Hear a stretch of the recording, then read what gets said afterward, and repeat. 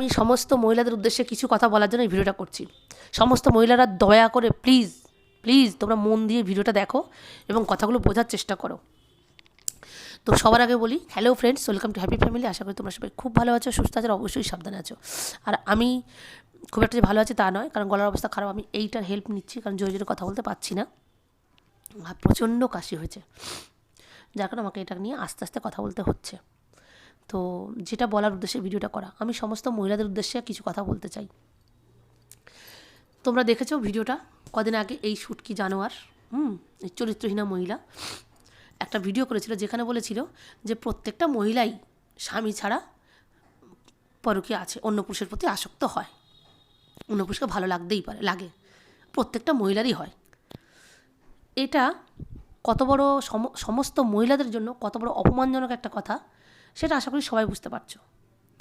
কারণ ওকে কেউ সাহস দেয়নি, ও যে নোংরামোটা করছে বলে প্রত্যেকটা মহিলাকে ও দায়িত্ব নিয়ে সেই নোংরা বলা, এটা তো কেউ মেনে নেব না।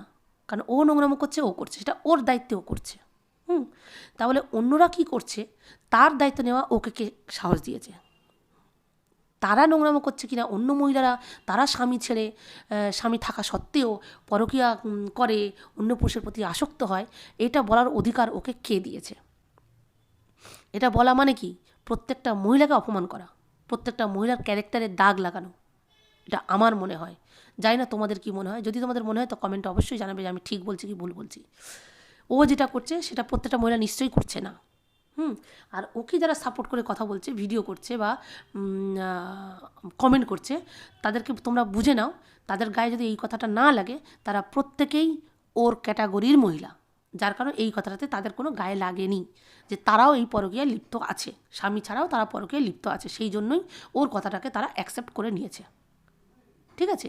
নাহলে এরপরে এই ভিডিওটার পরে ওর কমেন্ট বক্স পজিটিভ কমেন্ট যাওয়া খুব মুশকিল ছিল, যাওয়া উচিত মানে হচ্ছে না। কারণ যে ধরনের কথা বলেছে, প্রত্যেকটা মহিলাকে অপমান করেছে, প্রত্যেকটা মহিলার চরিত্রকে আঘাত করে কথা বলেছে, প্রত্যেকটা মহিলার চরিত্র নিয়ে কথা বলেছে, চরিত্রকে কালিমা লিপ্ত, মানে প্রত্যেকটা মহিলার চরিত্রকে কালিমা লিপ্ত করেছে, যেটা ও নিজে করছে। ঠিক আছে? সেখানটায় দাঁড়িয়ে তাহলে ওর ওই যে ভিউয়ার্স যারা ওকে এখনও সাপোর্ট করছে, তারা কী ধরনের ভিউয়ার্স এবার ভেবে নাও। প্রত্যেকেই এই ধরনের, নাহলে সাপোর্ট করবে কী করে? কখনো করতে পারে না। তারা প্রত্যেকেই পরকীয়া করে, তাই তারা সাপোর্ট করছে, তাদের কাছে কথাটা কিচ্ছু মনে হয়নি।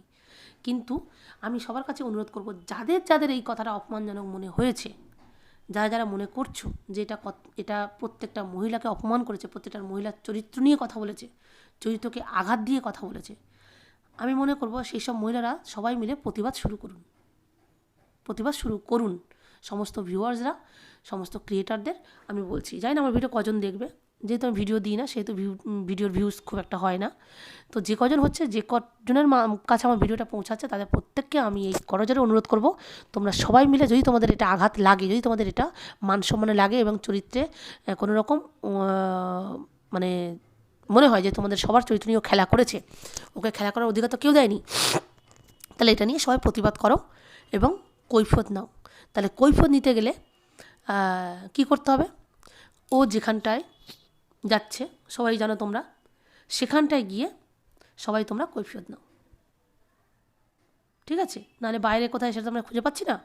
তা সবাই মিলে গিয়ে ও যেখানটায় যাচ্ছে, 14ই ফেব্রুয়ারি যেখানটায় যাওয়ার কথা বলছে, তোমাদেরকে পরিষ্কার করে বলে দেবো, বা সঞ্জয় বলে দেবে, তোমরা প্রত্যেকটা মহিলা, সেটা এমনি ভিউয়ার্স হোক, যে যাদের চ্যানেল নেই তারা হোক, বা আমাদের ক্রিয়েটররা হোক, তোমরা প্রত্যেকে গিয়ে এই কৈফিয়তটা ওর কাছ থেকে নাও। আমাদের প্রত্যেককে নিতে হবে যে ও কোন অধিকারে প্রত্যেকের চরিত্র নিয়ে কথা বলেছে, এর জন্য ওকে ক্ষমা চাইতে হবে সবার সামনে।